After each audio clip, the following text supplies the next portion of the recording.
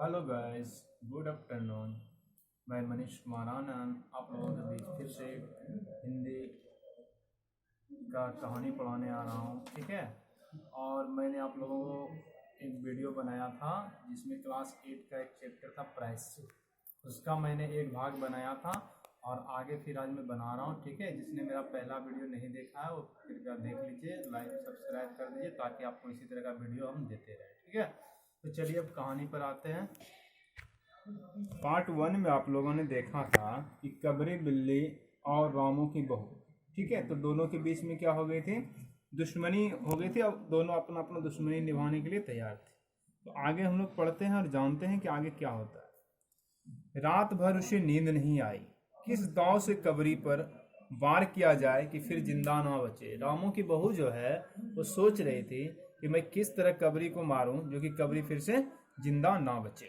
पड़े पड़े यही सोचती रही। सुबह हुई तो वो देखती है कि कबरी देहरी पर बैठी बड़े प्रेम से ताक रही है। कबरी बिल्ली जो थी ना बच्चों, वो क्या कर रही थी कि उसकी जो देहरी थी घर की, उस पर बैठ के वो किसे ताक रही थी, रामू की बहू को। रामू की बहू ने कुछ सोचा, इसके बाद मुस्कुराती हुई उठी। कबरी रामू की बहू के उठते ही खिसक गई। उसको लगा ऐसा कि कहीं ये हमें मारने के लिए आ रही हो, तो उसने क्या किया, उस स्थान को छोड़ दिया। रामू की बहू एक कटोरा दूध दरवाजे की देहरी पर रखकर चली गई।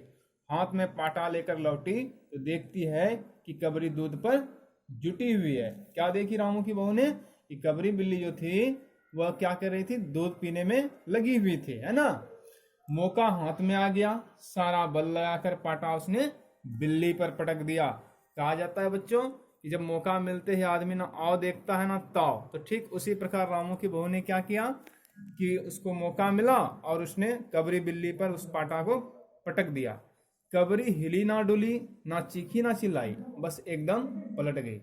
जैसे कि किसी को हम मारते हैं तो वो क्या होता है, डायरेक्ट गिर जाता है। ठीक उसी प्रकार कबरी बिल्ली को क्या हुई, जैसे ही पाटा लगा वह गिर गई, है ना। आवाज जो हुई तो महरी जो झाड़ू छोड़कर, मिश्रानी रसोई छोड़कर और सास पूजा छोड़कर घटना स्थल पर उपस्थित हो गए। कोई भी घटना घटता है तो सब लोग क्या होते हैं, दौड़ जाते हैं।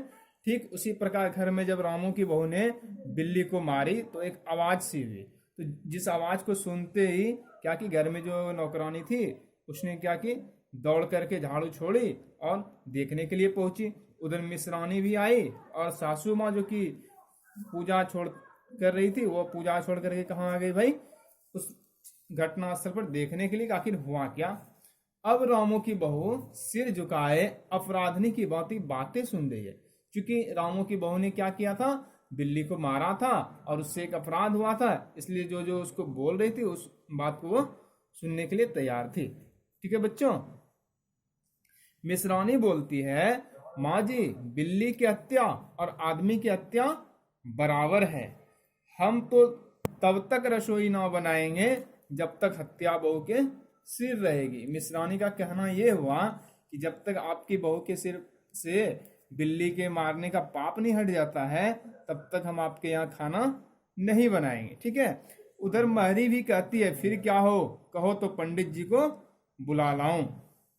क्या कि महरी ने कहा, महरी ने कही कि मैं पंडित जी को बुला लाऊं। सास की जान में जान आई। अरे हाँ, जल्दी दौड़कर पंडित जी को बुला लाओ।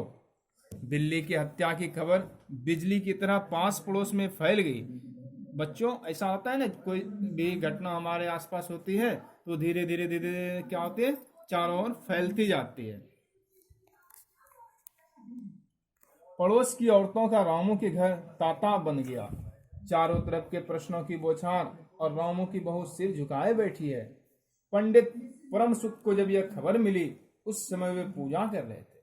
उसके गांव में एक बहुत नामी और प्रसिद्ध पंडित थे जिसका नाम क्या था बच्चों, पंडित परम सुख। और उसको ये खबर मिली तो वह क्या हुए, तुरंत उठ करके खड़े हो गए। पंडिताइन से मुस्कुराते हुए बोले, भोजन ना बनाना।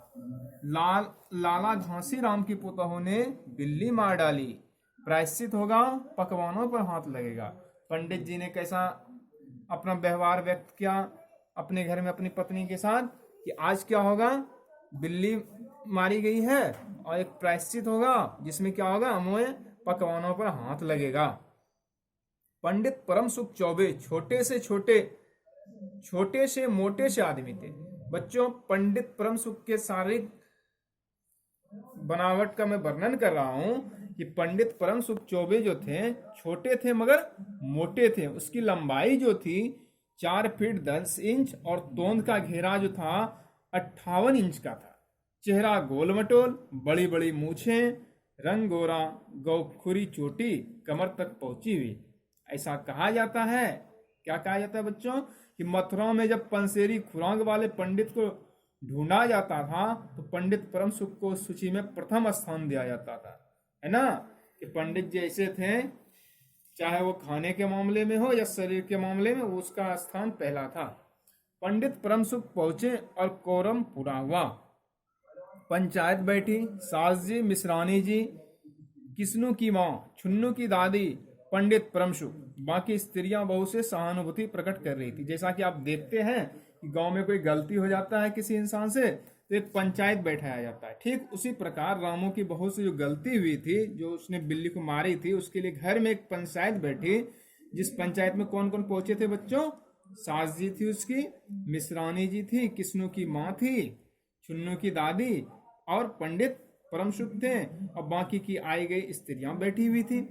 किस्नू की माँ ने कहा, पंडित जी, बिल्ली की हत्या करने से कौन सा नरक मिलता है। पंडित परम सुख ने पतरा देखते हुए कहा, जैसा कि आप लोग देखते हैं घर में पंडित पुरोहित को बुलाते हैं ना बच्चों, क्या देखते हैं, उसके साथ एक क्या लेकर के आता है, वो पोथी और पतरा लेकर के आता है ना। तो ठीक उसी प्रकार पंडित परम सुख ने क्या किया, अपना पतरा उल्टाया। और पंडित जी, बिल्ली की हत्या करने में कौन सा नरक मिलता है। पंडित परम सुख ने क्या किया, पतरा देखते हुए कहा, अकेले बिल्ली की हत्या से तो नरक का नाम नहीं बताया जा सकता, क्योंकि पंडित जी कहते हैं कि सिर्फ यदि बिल्ली की हत्या हुई हो तो इसमें नरक मिलेगा या ना मिलेगा। और आगे सुनिए क्या बोलता है, वह मुहूर्त भी मालूम हो जब बिल्ली की हत्या हुई हो तो नरक का पता लग सकता है। पंडित जी का कहना यह हुआ कि जब तक हमको समय मालूम नहीं हो जाता तो हम इस बात पर डायरेक्ट निर्णय नहीं ले लेते हैं कि इसको नरक मिलेगा या स्वर्ग। यही कोई 7 बजे सुबह मिश्रानी ने कहा। पंडित परम सुख ने पत्रा के पन्ने पलटे, अक्षरों पर उंगलियां चलाई, माथे पर हाथ लगाया और कुछ सोचा। चेहरे पर धुंधलापन आया, माथे पर बल पड़े, नाक शिकोड़ी और गंभीर हो गई। हरे कृष्ण बड़ा बुरा हुआ।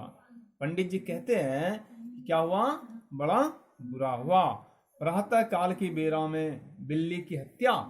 पंडित जी का कहना यह हुआ कि सुबह सुबह यदि बिल्ली को मारा जाए तो घोर कुंभी पाक नरक का पाप है।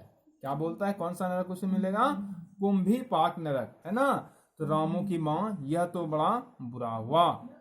रामू की माँ की आंखों में आंसू आ गए। तो फिर पंडित जी, अब क्या होगा आप ही बतलाइए। पंडित परम सुख मुस्कुराए। रामू की माँ, चिंता की कौन सी बात है, हम पुरोहित फिर कौन दिन के लिए हैं। शास्त्रों में प्रायश्चित का विधान है, सो प्रायश्चित से सब कुछ ठीक हो जाएगा। और बच्चों, तो आप लोगों ने मेरा यदि पार्ट 1 का वीडियो देख लिया होगा इस कहानी का, तो मैं आज पार्ट 2 का वीडियो आप लोगों के लिए बना दिया हूँ। आप इसको देखिए, यदि पसंद आए तो लाइक और सब्सक्राइब कीजिए, ताकि मैं आप लोगों के लिए फिर नया वीडियो, इसका जो अगला तीसरा पार्ट आपको बना के दे सकूँ।